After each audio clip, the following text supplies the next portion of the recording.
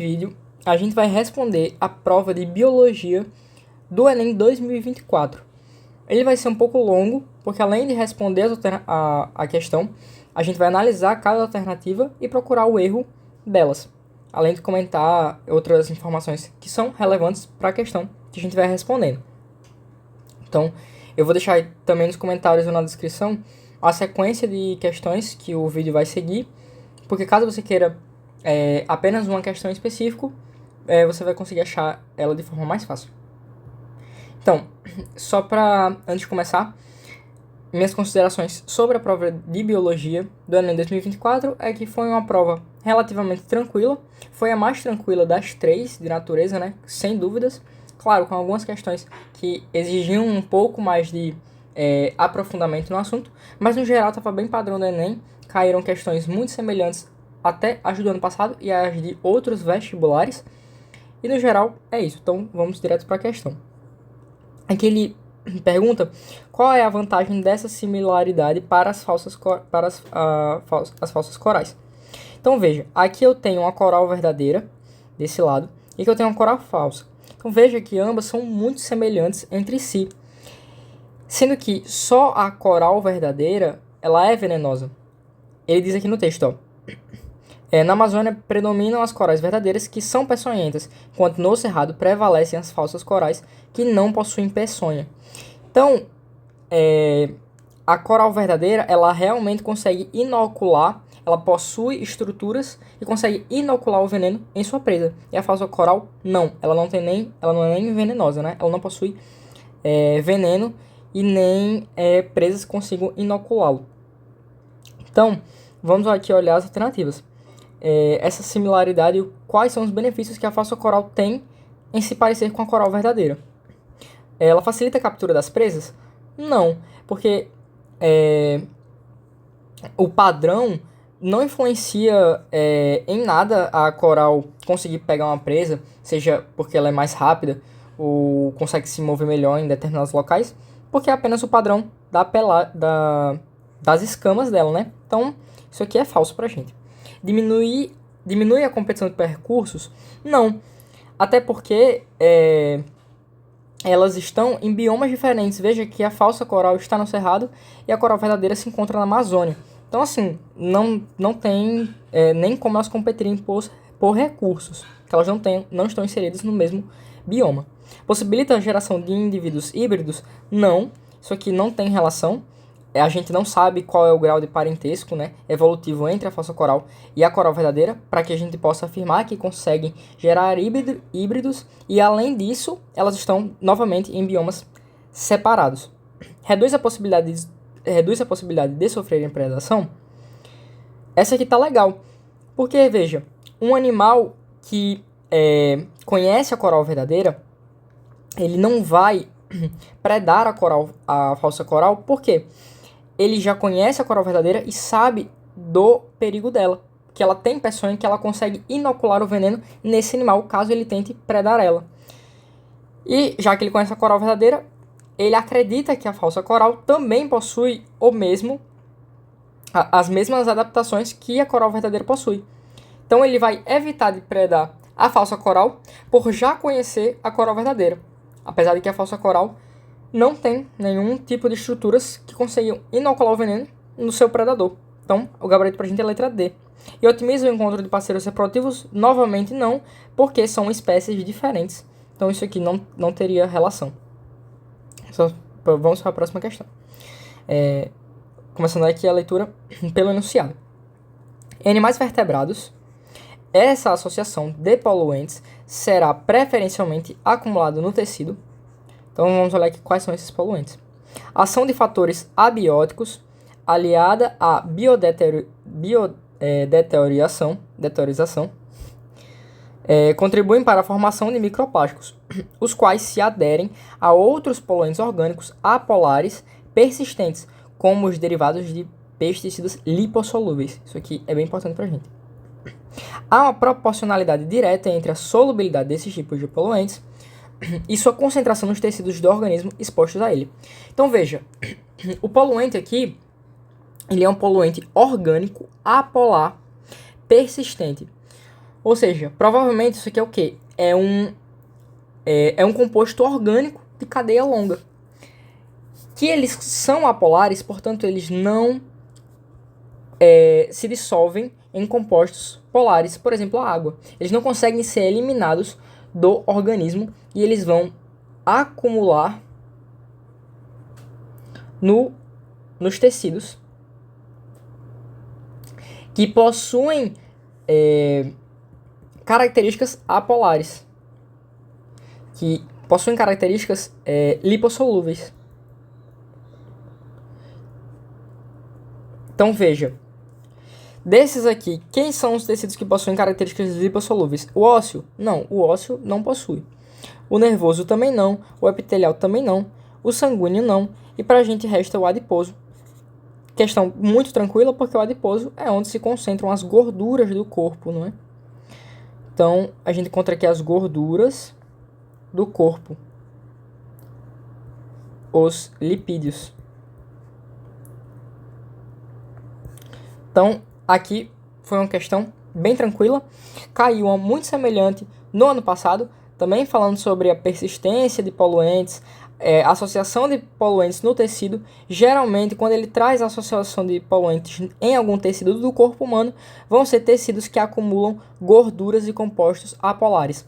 Ano passado foi no leite, se não me engano, no leite materno, que também tem grande característica de ser um composto com muitos lipídios.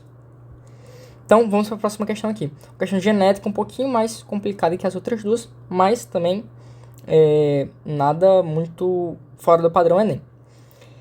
Então, vamos começar aqui a leitura.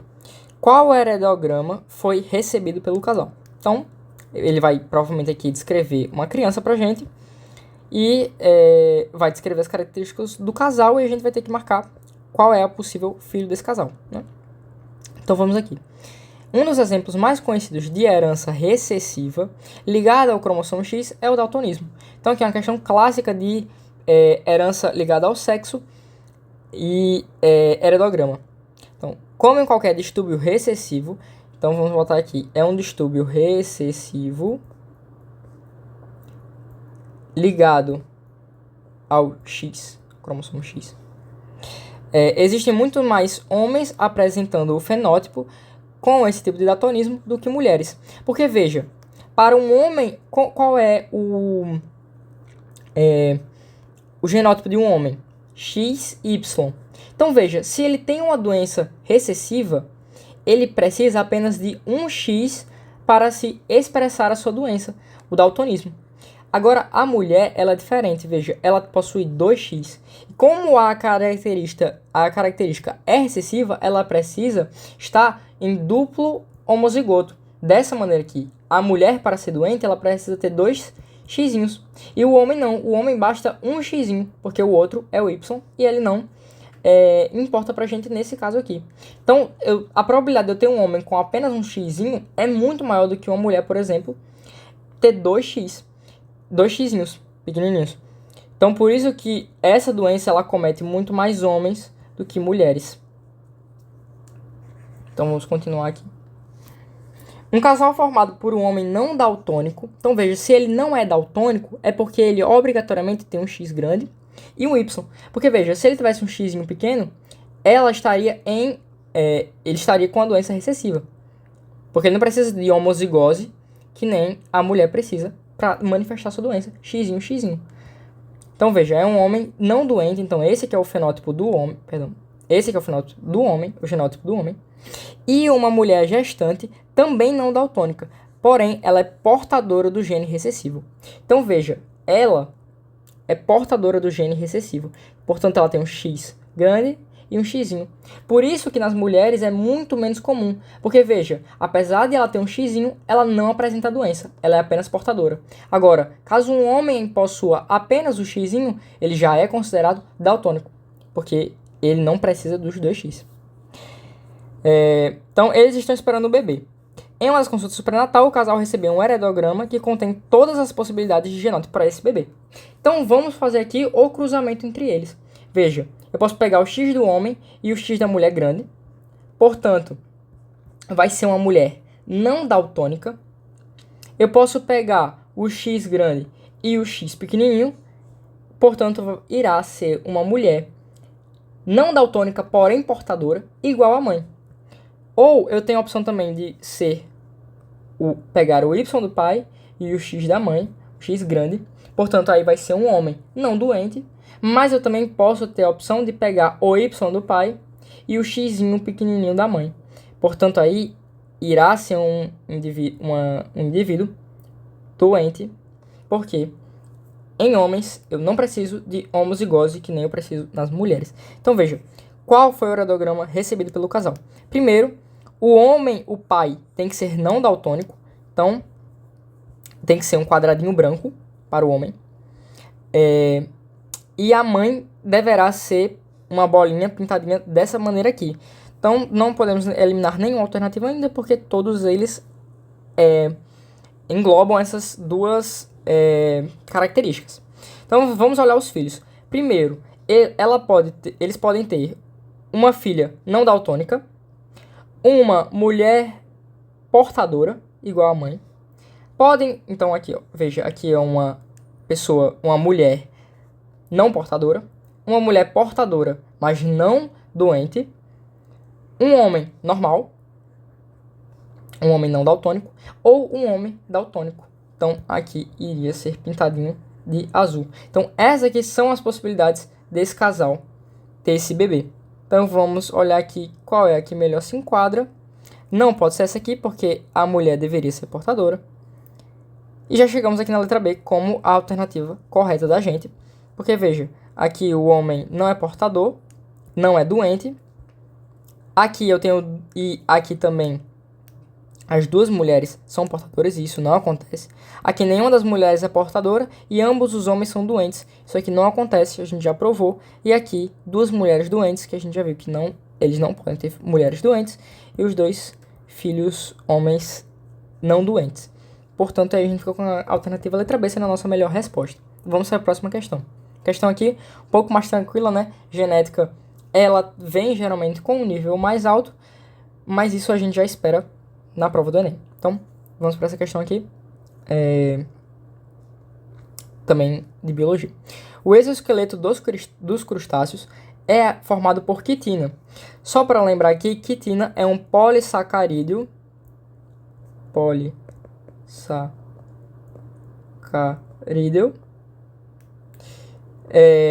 estrutural, com função estrutural. Ele compõe o exoesqueleto dos artrópodes. Lembrando que ele possui nitrogênio em sua composição.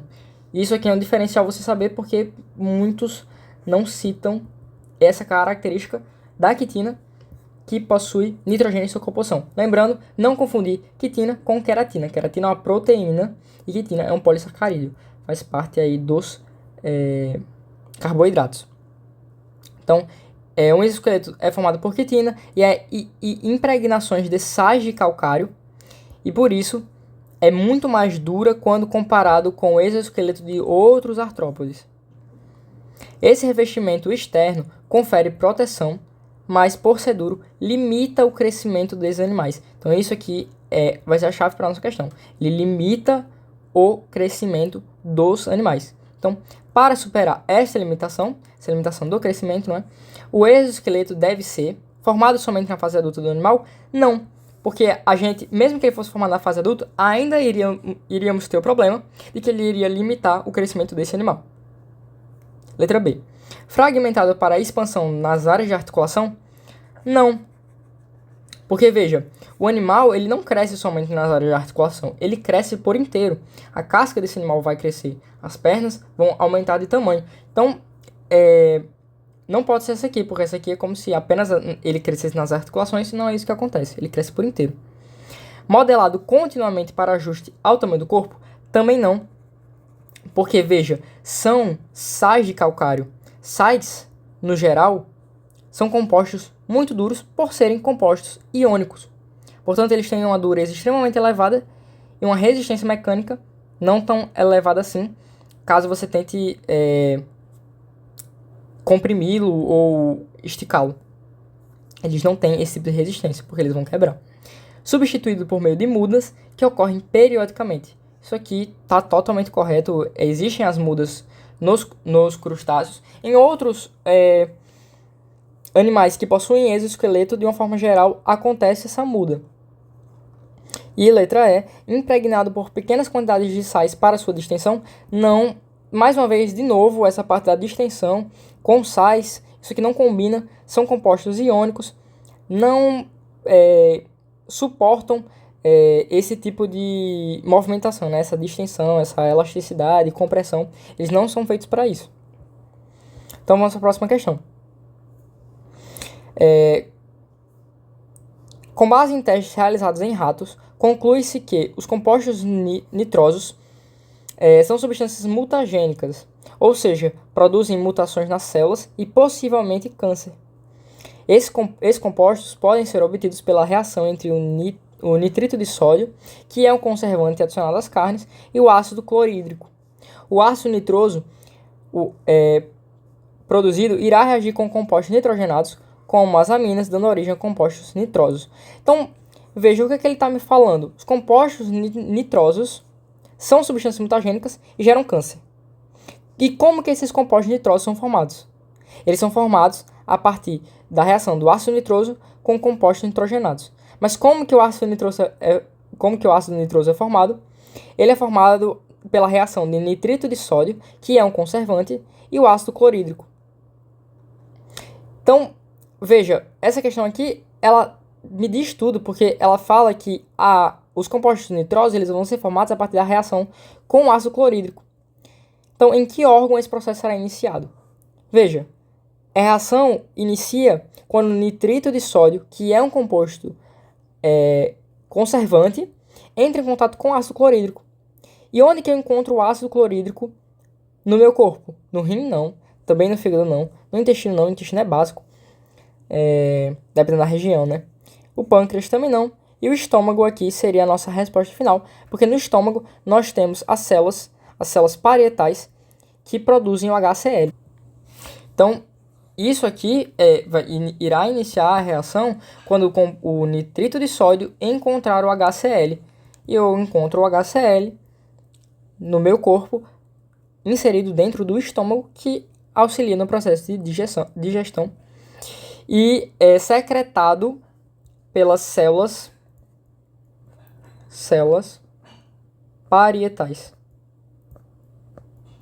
Então, o HCl do corpo é secretado pelas células parietais e, em contato com esse conservante, o nitrito de sódio, ele irá gerar os compostos nitrogenados que vão reagir aí com que vão gerar esses compostos nitrosos que geram câncer. Então, assim, é uma questão tranquila. No próprio texto a gente já encontra praticamente a resposta já pronta pra gente. Vamos para a próxima questão. Falando sobre as SAFs, né? Os sistemas agroflorestais. A gente estuda isso aí em biologia, também dá uma pincelada em geografia. Então vamos lá. Os sistemas agroflorestais alinham os interesses econômicos aos ecológicos. Então veja, aqui como se fosse o melhor dos dois mundos. Eu tenho a parte econômica e a parte ecológica. Esses sistemas podem ser usados na recuperação ambiental de áreas degradadas que se tornaram pouco produtivas, como as utilizadas por muito tempo para pastagem. Para isso, no primeiro momento, as árvores nativas são plantadas em conjunto com culturas agrícolas anuais, como feijão, mandioca, milho e abóbora, que geram renda para os proprietários de terra e incentivam a manutenção do sistema. Em um segundo momento, são introduzidas outras espécies, como trepadeiras e arbustos, de acordo com o arranjo espacial e temporal pré-estabelecido. Nesse processo, ocorrerão mudanças graduais na estrutura e composição das comunidades vegetais ao longo do tempo, que culminarão no aumento da diversidade do ambiente. Vamos aqui para o enunciado. O conjunto dessas mudanças graduais é análogo ao processo natural denominado de... Então veja, primeiro eu tenho um território que ele inicialmente está degradado. Então eu só tenho poucas plantas, um sol forte, né? Então é um sistema degradado. E aí eu vou adicionando cada vez mais plantas. Vou botar assim um arbustinho. E eu vou adicionando cada vez mais plantas até que o sistema se recomponha. Isso aqui é um clássico padrão de sucessão ecológica. Certo? Então, rotação de culturas não, coevolução específica não, adaptação por seleção não e convergência adaptativa também não. Sucessão ecológica. Lembrando, sucessão ecológica tem 3 principais etapas. A primeira etapa é a da série. A segunda etapa, é sese. A primeira etapa é sese, que é a etapa inicial, onde existe um grande fator fótico, né, muito forte, que é o sol extremamente forte, poucas plantas e um sistema pouco desenvolvido, né, um sistema realmente mais degradado. Posterior à sese, eu tenho a série, que aí começam eu conseguir ter uma maior produtividade líquida nesse bioma. E por final eu tenho a fase de clímax, que aí a produtividade líquida e a produtividade primária já começam a produtividade líquida, na verdade, já começa a cair, a produtividade bruta aumenta de uma forma muito expressiva, mas aí a produtividade líquida é quase zero, porque a floresta ela começa a ser autossustentável. É uma espécie de autofagia. A floresta ela consegue se autorregular, né? Então, e aí na fase 2 eu tenho a série, e na fase 1 eu tenho a essese, composta principalmente por espécies pioneiras. Lembrando que essas espécies pioneiras elas têm a característica de conseguir resistir a diferentes tipos de clima, a variações bruscas de temperatura, a variações também bruscas de disponibilidade hídrica, solar, porque elas têm que suportar isso, porque o terreno em si ele ainda é muito imprevisível. Então, as espécies pioneiras elas têm essas características, de conseguir sobreviver em diferentes tipos de condições. E cada vez mais a gente vai ficando mais especializado, até chegar no clímax, que é o ponto de especialização máxima, e que as plantas elas não conseguem sobreviver a grandes mudanças de temperatura, porque agora o bioma ele já se estabeleceu e tende a não ter mudanças na sua composição. Portanto, é isso. Sucessão ecológica é uma questão também tranquilinha. Vamos para a próxima. As autoridades sanitárias brasileiras têm se preocupado muito nos últimos anos com o aumento da ocorrência de doenças transmitidas por mosquitos. Então, aqui, o que está falando? É a preocupação do Estado brasileiro com as arboviroses, as doenças transmitidas aí por insetos, mosquitos. Principalmente as arboviroses. Tá aqui, né? As arboviroses, como chikungunya e zika, que se tornaram epidêmicas ou endêmicas em áreas urbanas. Parte de uma análise da relação entre a urbanização e a incidência dessas doenças está representada no fluxograma. Então, aqui ele está explicando como que se dá esse aumento dessa incidência, né? Segue esse gráfico aqui. Primeiro eu tenho a urbanização, posteriormente eu tenho a ausência de saneamento básico, eu contamino minha água, eu reduzo a biodiversidade aquática e aí eu aumento os riscos para a saúde humana. Então, vamos aqui ao comando da questão. Nesse contexto, como a urbanização está causando riscos à saúde humana. Então, por que a redução da biodiversidade aquática eu trago riscos para a saúde humana? Ele quer saber por que isso ocorre. E aí é bem simples de explicar. Veja, as arboviroses, elas precisam, em uma fase, que exista a deposição das larvas. Então, eu preciso depositar as larvas para dar continuidade ao ciclo de vida desses insetos. Porém, se eu tenho uma água que ela não tem outros animais, não vão ter outras espécies aquáticas que consigam predar essas larvas. Então, a predação dessas larvas não ocorre. E aí, o ciclo se completa e eu tenho mais mosquitos sendo disseminados para o meio ambiente e volta o ciclo tudo novamente.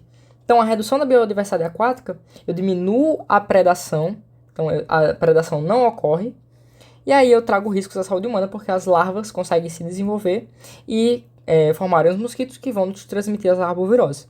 Então, vamos olhar aqui, disseminando verminoses? Não, até porque a gente está falando sobre arboviroses na questão. Causando a eutrofização de lagoas? Não. Isso aqui não tem relação com a parte das larvas. Aumentando a chance de contato com coliformes? Também não. Diminuindo a população de predadores aquáticos? Veja, aqui está a nossa resposta. Foi exatamente o que eu falei. A falta da predação e aí o fim do ciclo do mosquito. Então, aproximando as pessoas das áreas de ocorrência de mosquitos? Não. Porque veja que eu tenho uma urbanização e depois eu tenho contaminação da água. Então, as pessoas elas estão instaladas na cidade e o mosquito vai até a região das pessoas para conseguir completar seu ciclo. Lógico, ele quer sobreviver também.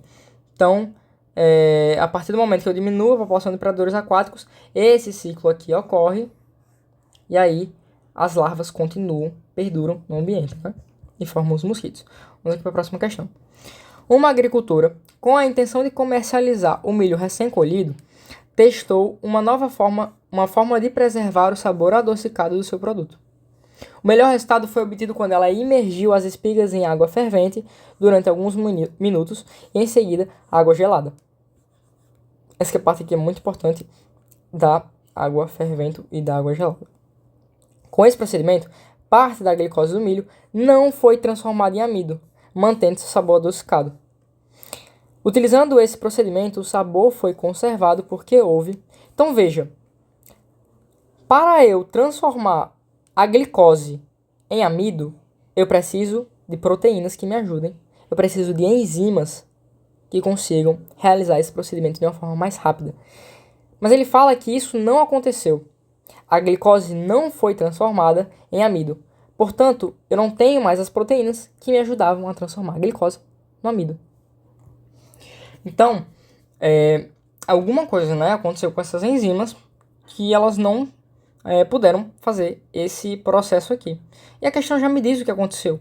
As espigas foram imergidas em água fervente. Isso aqui desnaturou as enzimas por alta temperatura. É letra A. As enzimas elas têm um gráfico mais ou menos dessa forma aqui. Então aqui eu voltei a temperatura vamos botar eficiência enzimática. E aí é mais ou menos dessa maneira aqui. Eu tenho um ponto ótimo, depois elas caem para quase zero. Aqui é o ponto ótimo da temperatura que elas funcionam. É a eficiência máxima enzimática.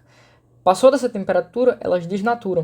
Eu estrago as estruturas terciárias e secundárias da minha enzima, e aí elas param de funcionar, elas param de conseguir realizar a reação, né, de transformação da glicose em amido. Conservação de nutrientes pela redução da temperatura? Não. Os nutrientes eles conservam desde que eles não sejam consumidos por nenhuma reação química. Degradação das reservas nutritivas pelo choque térmico? Não. Elas não foram degradadas, na verdade elas foram mantidas. Impedimento da entrada de oxigênio? Não, porque depois a espiga ela é retirada de dentro da água, então ela iria entrar em contato com o oxigênio de uma forma ou outra. E desidratação dos grãos? Não, porque ela está imersa em água, então desidratação de forma alguma. Letra A é a melhor resposta para a gente. Vamos para a próxima. As fibras musculares esqueléticas não são todas iguais. As fibras lentas, também conhecidas como fibras vermelhas, apresentam muitas mitocôndrias e são bem supridas por vasos sanguíneos. Já as fibras rápidas, ou fibras brancas, apresentam poucas mitocôndrias e recebem um menor suprimento sanguíneo. Dessa forma, a distribuição de fibras nos músculos esqueléticos do corpo auxilia de forma diferenciada no desempenho físico de um atleta. Então, dependendo se você é atleta de certa modalidade, você vai precisar de mais fibras musculares esqueléticas, ou já outra modalidade, você vai precisar de mais fibras rápidas, por exemplo. Então vamos aqui para o comando. Um atleta que sonha em disputar os Jogos Olímpicos e tem uma maior porção de fibras brancas que fibras vermelhas teria mais vantagem na realização de provas. Então veja, vamos analisar aqui.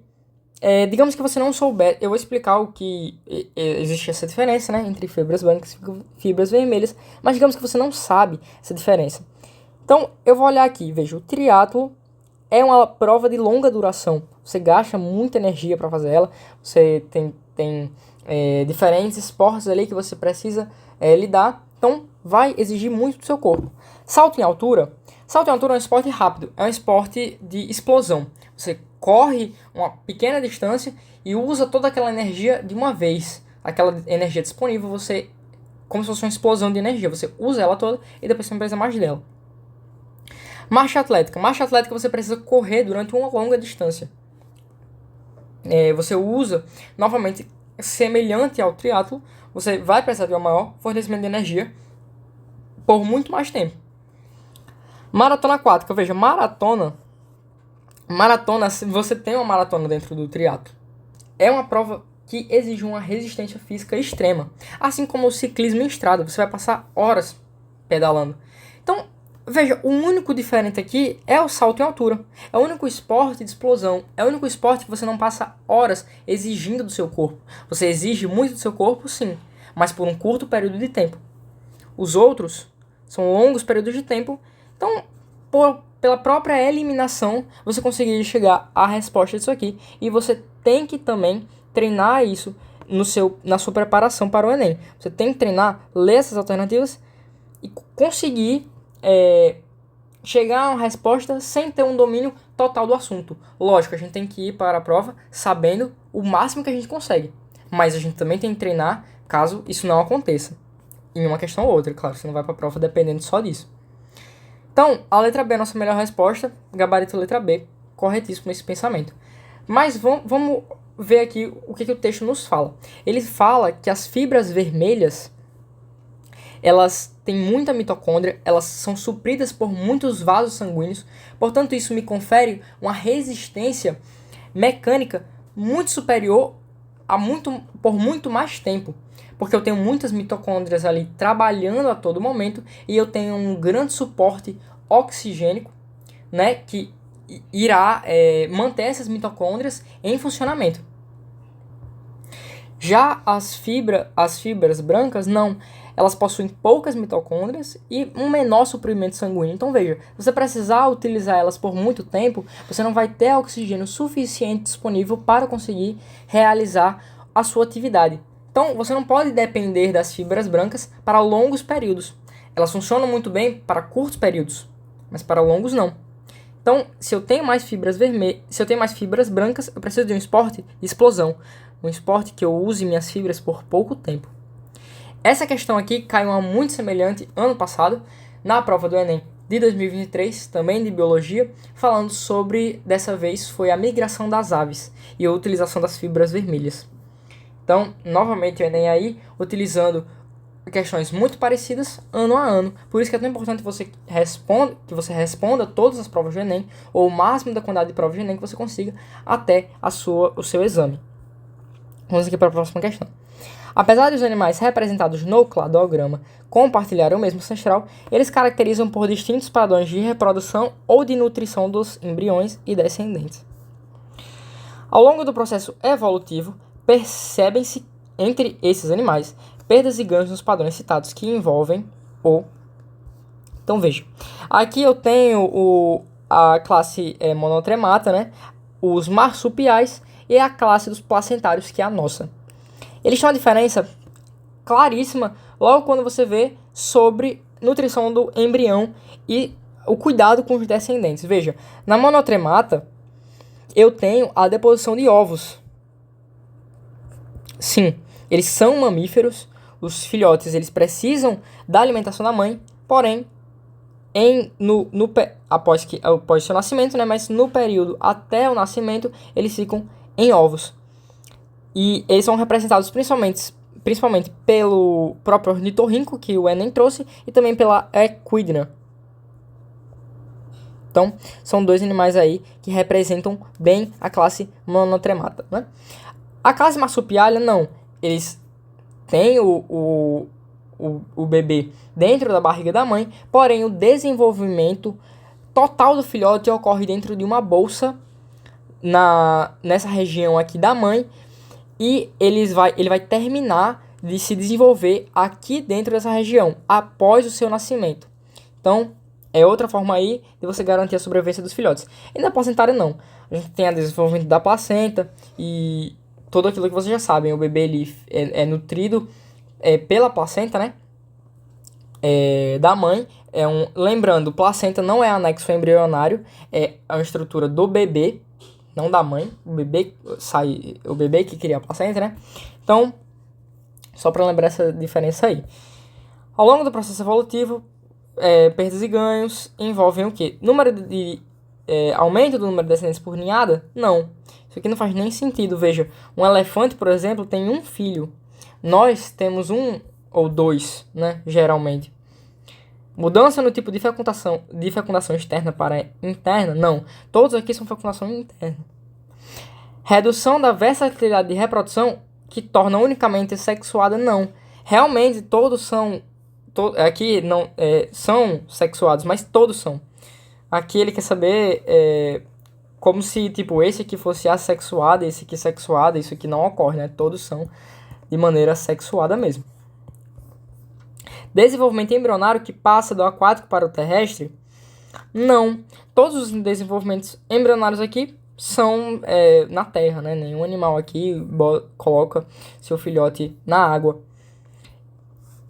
E aí veja, diminuição da vesícula vitelínica associada ao desenvolvimento da lactação? Sim. Esse aqui é o mais correto de todos. Veja, nos ovos eu tenho um saco vitelínico muito grande, um vesículo vitelínico muito grande, porque é a alimentação do meu filhote que vai estar lá dentro, até que ele consiga desenvolver. E cada vez eu reduzo mais essa necessidade desse saco vitelínico, dessa vesícula vitelínica, e aumento a lactação. Porque na monotremata, a lactação é muito menos desenvolvida do que na placentária. Os bebês, até praticamente 2 anos, na placentária, eles se alimentam do leite materno, né? Então, a placentária aqui tem o maior desenvolvimento da lactação e o menor desenvolvimento da vesícula vitelínica.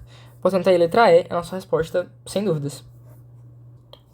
Então, nessa próxima questão aqui, caiu uma bem parecida também ano passado, no Enem. Gente, por isso que, sério, façam e refaçam as provas do Enem, porque a probabilidade de cair algo muito, muito parecido é de praticamente 100%, pelo menos uma questão. E aí uma questão pode fazer muita diferença na sua aprovação, tenha certeza disso. Então vamos ler aqui. A fitorremediação é uma técnica que utiliza plantas para a remediação de ambientes contaminados. A descontaminação dos solos pode ocorrer por descarte, absorção, metabolização, imobilização, extração ou volatilização dos poluentes, conforme representado na figura a seguir. Então aqui ele vai explicando aqui o que cada termo significa, né? E aí ele pede aqui, ó, o método que retira o mercúrio de uma área contaminada, impedindo sua entrada na cadeia alimentar é. Então veja, de cara aqui eu posso tirar algo que fale sobre volatilização do poluente. Porque se eu volatilizo o meu mercúrio, ele vai voltar para a cadeia. Porque ele vai virar um gás e depois ele vai retornar à forma líquida e vai entrar na minha cadeia alimentar. Então eu tiro qualquer coisa que tenha relação com essa fitovolatilização. Então veja que eu já posso tirar a letra B, porque ele vai voltar para minha cadeia alimentar.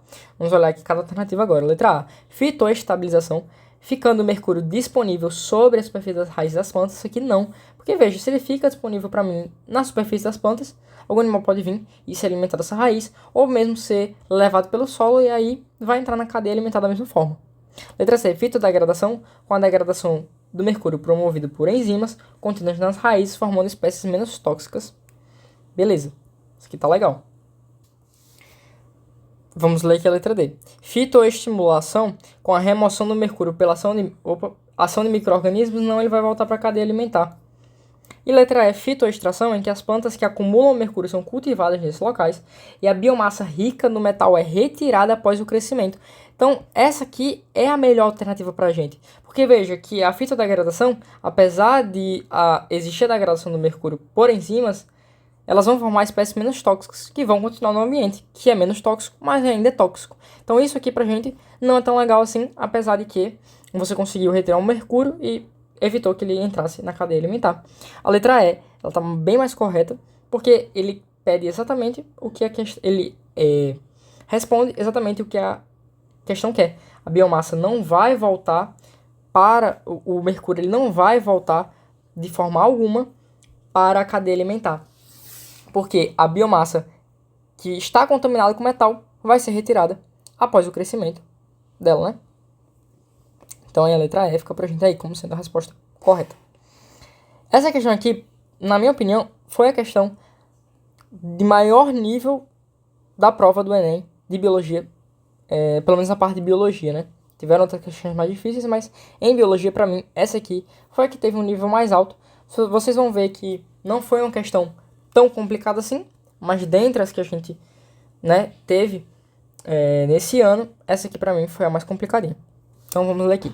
O desenvolvimento da biotecnologia e da clonagem gênica em procariotos fez com que a produção de proteínas se tornasse mais intensa, rápida e econômica. Para a produção de hormônios, enzimas e proteínas de resistência a drogas, uma variação na técnica da reação em cadeia da polimerase, né, a famosa PCR, utiliza a enzima transcriptase reversa, que sintetiza moléculas de DNA complementares a partir de fitas de RNA. Então veja, aqui. Nesse contexto, essa técnica é importante para detectar genes. Então, quais são os genes que vão ser detectados? Porque, olha aqui, ele sintetiza moléculas de DNA complementares a partir de fitas de RNA. O RNA é utilizado para produzir as fitas de DNA complementares. Então, tudo isso aqui, quem são esses genes? Detectar esses genes, que genes são esses? De onde vêm esses genes? Eles vêm da fita de RNA. Então, a questão está inteira me colocando com esse RNA aqui, ó. Esse aqui é o foco da questão. Ele quer que eu fale sobre o RNA. A resposta tem que ter uma relação com o RNA. Porque, veja, ele sintetiza moléculas de DNA a partir das fitas de RNA da minha célula. Então, os genes, só mais uma vez para relembrar, são da fita de RNA. E existe uma coisa chamada splicing. O splice,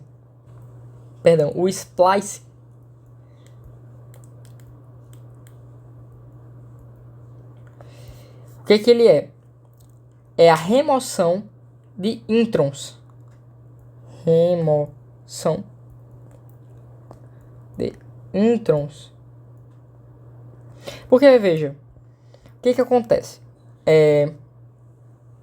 O DNA, para eu produzir, por exemplo, uma fita de RNA, nem todo o meu DNA ele vai ser utilizado. Por exemplo, aqui eu desenho uma fita de DNA, mas eu só quero essa parte aqui do meu DNA. Então, para eu produzir minha fita de RNA. Então, o splice, o que ele vai fazer? Ele vai pegar as sequências que eu preciso, que são essas aqui, e vai eliminar as sequências que eu não preciso. Isso aqui é a remoção de introns. Esses aqui são os introns. São as regiões do DNA não decodificadas. DNA não decodificado. Ou seja, quando eu for produzir o meu RNA, eu vou utilizar apenas essa parte aqui. Então, as fitas de RNA que foram produzidas só tem a parte do DNA que foi expresso, que foi decodificado, porque a parte não decodificada não foi utilizada para fazer o RNA. Então, veja, é letra A a nossa resposta. A parte do DNA que foi utilizada, ela foi expressa. Veja, isso aqui não foi expresso. Eu não produzi RNA com isso, eu produzi RNA com essa parte aqui. E é essa parte aqui que vai ser expressa, vai ser decodificada e vai ser chamada de exons. São os exons. É a parte decodificada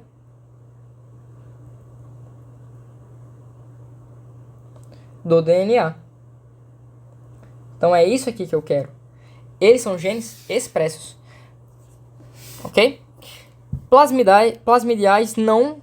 Genes plasmidiais, que seriam genes de bactérias. Bacterianos também não, pelo mesmo motivo da B. Dominantes, não.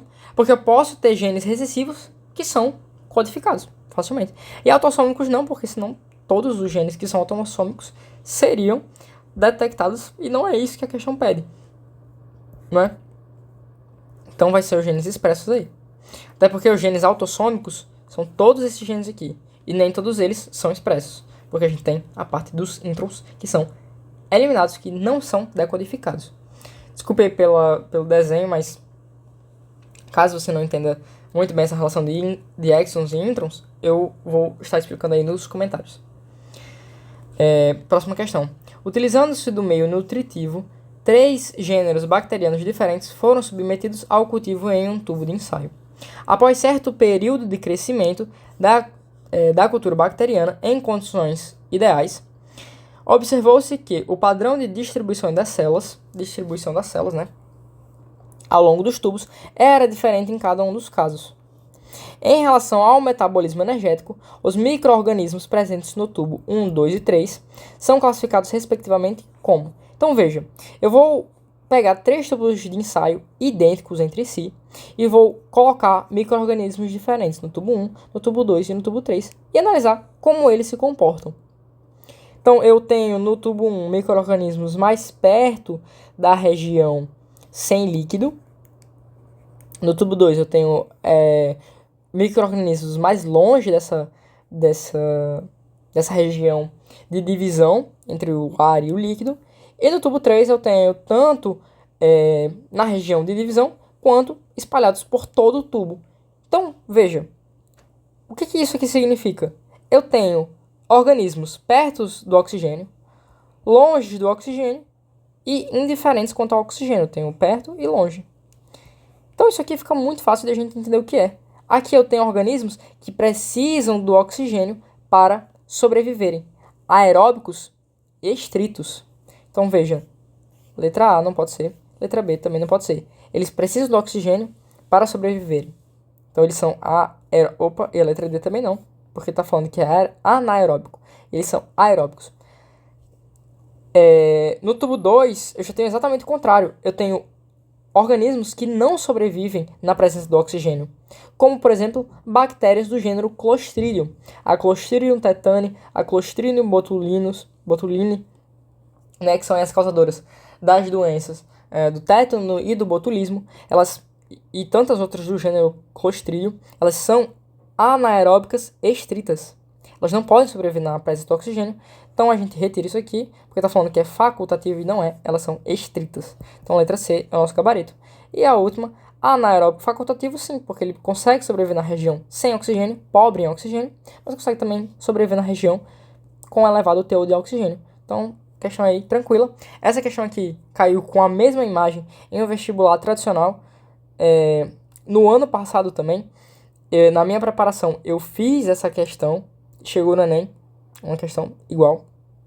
Então, assim, tranquilo o Enem, mais uma vez aí, sendo uma prova bem previsível. Vamos ler aqui a próxima questão. Indústrias farmacêuticas e instituições científicas têm trabalhado no desenvolvimento de diferentes vacinas contra a Covid-19. Em algumas dessas vacinas, a principal estrutura antigênica é uma proteína da superfície viral chamada espícula, que é a spike, né?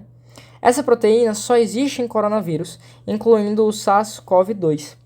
Ela se liga a receptores de membrana específicos da célula humana por um mecanismo do tipo chave-fechadura. Sim, é um mecanismo semelhante à teoria do chave-fechadura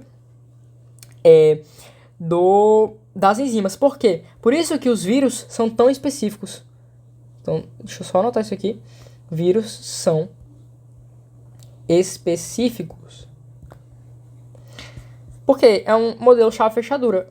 A chave, que seriam as espículas do vírus, se encaixam na fechadura, que seriam a membrana da minha célula humana, né? Dessa forma, os vírus entram nas células, podendo se multiplicar e acarretar doenças. E aí ele vai, né, entrar toda naquela parte do ciclo lítico ou ciclo lisogênico. Caso você tenha dúvidas também, botem nos comentários que aí eu explico direitinho a diferença entre ciclo lítico e lisogênico. Nessas vacinas, essa proteína viral induz produção de anticorpos específicos para o vírus? Sim. Letra A. É assim que uma vacina, né, funciona. Ela induz a produção de anticorpos específicos contra o vírus, porque o corpo A acredita que aquele vírus vai me trazer uma doença e realmente ele vai. No caso da vacina, não, porque ele provavelmente está atenuado, seja lá do que a vacina seja, o princípio da vacina seja feito, mas o resultado final é o mesmo, é produzir anticorpos contra o vírus, induzir o corpo a produzir, na verdade. Imunidade passiva, não. Nenhuma questão que traga imunidade passiva e vacinas estará correta. Imunidade passiva são soros. Soros. Como, por exemplo, o soro antiofídico. O soro antiofídico, ele já tem os anticorpos prontos. Então, já possuem os anticorpos. Ele já possui esses anticorpos prontos, seu corpo não precisa produzi-los. Alteração genômica, de forma alguma. Vacinas não causam alteração genômica na gente, né? Neutralização direta dos vírus presentes na circulação, não. Isso aqui também é uma imunidade, seria uma imunidade passiva, semelhante aos soros. Modificação dos receptores da membrana específicos para o vírus, de forma alguma, porque senão você mudaria o seu genoma novamente. Por isso que a alternativa da letra C e E estão erradas, e a alternativa D e B também estão erradas. Então, ficou aí uma questão bem tranquila de vacinas. Todo ano cai. A probabilidade é que, sim, praticamente todos os anos eles trazem uma questão de vacinas, e você tem que saber. Essa questão aqui foi uma questão muito tranquila de vacinas, eles poderiam ter complicado um pouquinho mais até, mas quiseram deixar assim mesmo. O esquema representa um experimento feito com um grupo de células do protozoário Amoeba proteus. Então, veja, um protozoário e foi feita uma pesquisa em cima dele. Nele, um grupo de células foi tratado com a droga citocalasina B, citocalazina B, perdão, enquanto o outro grupo não foi tratado, servido como controle. Então, veja, eles permanecem aqui, o grupo controle permanece o mesmo, né? Não teve drogas nenhuma que foram injetadas nele. Já o outro, ó, ele perdeu a forma, né? Ele perdeu a capacidade de contração. Aqui a questão até fala, o formato e o movimento das células tratadas foram comprometidas. Qual componente celular foi afetado pela droga utilizada nesse experimento? Então a gente vai aqui por eliminação, explicando cada alternativa. Vacúolos? Não. O vacúolo, que no caso os protozoários têm, é o vacúolo contrátil ou vacúolo pulsátil, que serve para eliminar água, né? Dependendo se está em um ambiente um ambiente hipertônico ou hipotônico em relação ao seu corpo, ao seu citoplasma. Mitocôndrias? Também não. Mitocôndrias servem para produzir ATP e não tem relação com contração muscular. Microfilamentos? Aqui está a nossa resposta. Os microfilamentos presentes aqui na sua estrutura conseguem auxiliar, na verdade, eles são responsáveis pela contração, né? A contração desse protozoário aqui, pela sua movimentação. E sem os microfilamentos, né, sem a estrutura que consegue garantir a sua forma, ele não consegue realizar esse tipo de forma aqui, esse tipo de movimento. Material genético não foi afetado, até porque veja que o organismo ele se mantém o mesmo. Apenas o seu movimento e formato foram comprometidos. Membrana plasmática? A membrana plasmática ela não foi afetada, até porque não é a membrana plasmática que fica responsável pela movimentação das células, né? Foram os microfilamentos que dão estrutura semelhante ao nosso citoesqueleto. Vamos para a próxima questão. O vírus linfotrópico das células T humanas tipo 1, o HTLV1, é um retrovírus do mesmo grupo do vírus da imunodeficiência humana AIDS. Então veja, não esqueçam.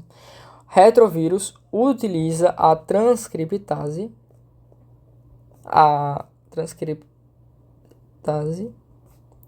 reversa. Que serve para quê? Ela consegue produzir o DNA viral a partir de um RNA viral. Que veja, isso aqui, o normal é o quê? Você tem o DNA e aí sim você produz as moléculas de RNA que vão produzir as proteínas. Esses vírus não. Eles possuem o RNA, eles produzem o DNA e aí sim produzem as proteínas. Tá? Ambos são transmitidos da mesma forma e infectam as mesmas células de defesa no organismo, os linfócitos T. Lembrando que são os linfócitos do HIV, não é? Vou botar assim, HIV. São os linfócitos TCD4 que eles vão ser infectados. A diferença entre eles é que o HTLV estimula o aumento da produção desses linfócitos, enquanto o HIV causa destruição dessas células. Então, um eleva sua quantidade, o outro reduz sua quantidade. Uma possível consequência da infecção por HTLV é o desenvolvimento de quê? AIDS? Não. Porque veja que você não vai ter um problema imunológico semelhante ao da AIDS, porque do AIDS você vai destruir as células de defesa do seu corpo, e nesse HTLV1 você vai aumentar sua quantidade.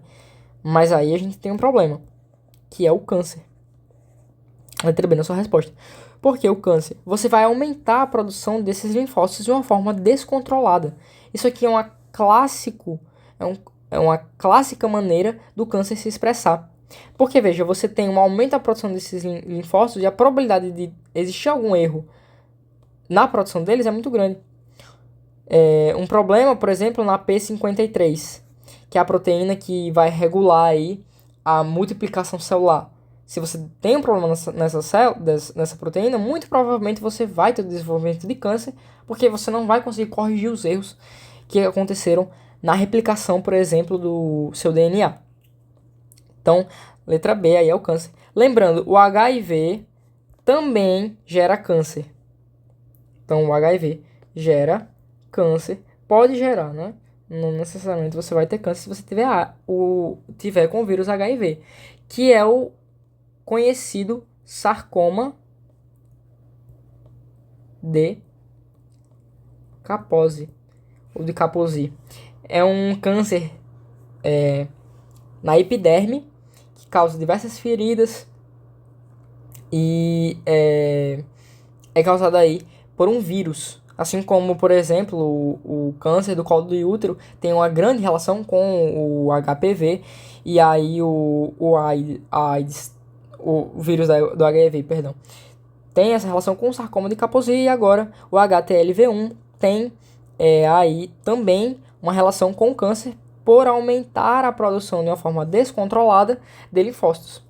Então lembre, qualquer coisa que gere um aumento descontrolado da produção no seu corpo, ele vai gerar câncer, muito provavelmente. Um câncer de pele, você queima suas peles, e elas têm que ficar... Por que o câncer de pele é tão comum, por exemplo? As suas células da epiderme, elas estão em constante processo de replicação. Então, a probabilidade de acontecer algum erro, e ainda mais, por exemplo, com a exposição do sol e fontes, né, como, por exemplo, o próprio sol, de uma energia de raios UV, ele pode alterar alguma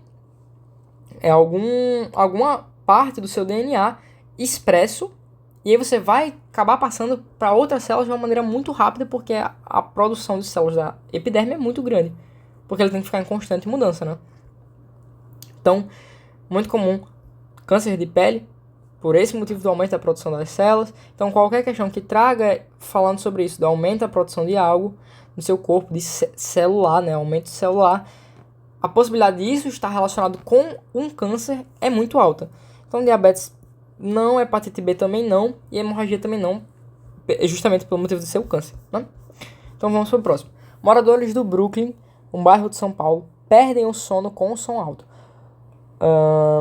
constante e estridente. O barulho é causado por anfíbios anuros, né? Então aqui são os famosos sapos, trazidos do Caribe, dessa espécie aí, que tem tamanho um pouco maior do que um grande feijão e se encontram na capital um ambiente favorável.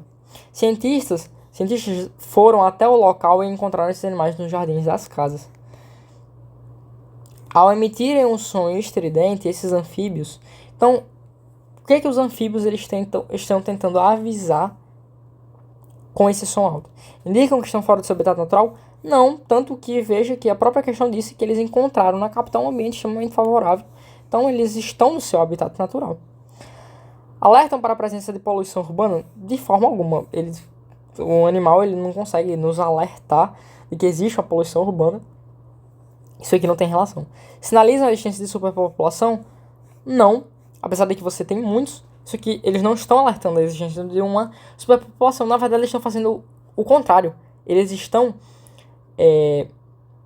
atraindo parceiros para o seu acasalamento.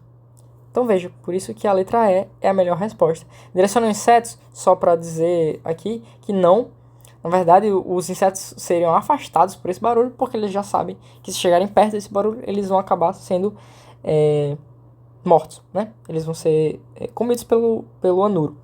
Então, a letra D é a mais correta, porque esse é uma estratégia de alguns animais para conseguir parceiras para o acasalamento. E veja, lembrando que temos diversas estratégias e cada grupo de animais vai ter a sua forma de conseguir uma parceira para o acasalamento. Por exemplo, o pavão com as suas penas e os anuros aí que a gente acabou de achar com o seu estridente, seu barulho estridente, né? A cigarra, por exemplo, com aquele barulho dela.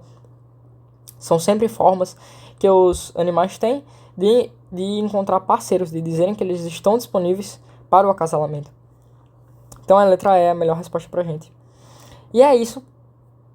Foram muitas questões de biologia realmente esse ano. Eles colocaram um pouco a mais do que vem aparecendo, mas que não foi uma prova difícil, foi uma prova tranquila, como vocês viram. Realmente temos questões um pouco mais complicadas, como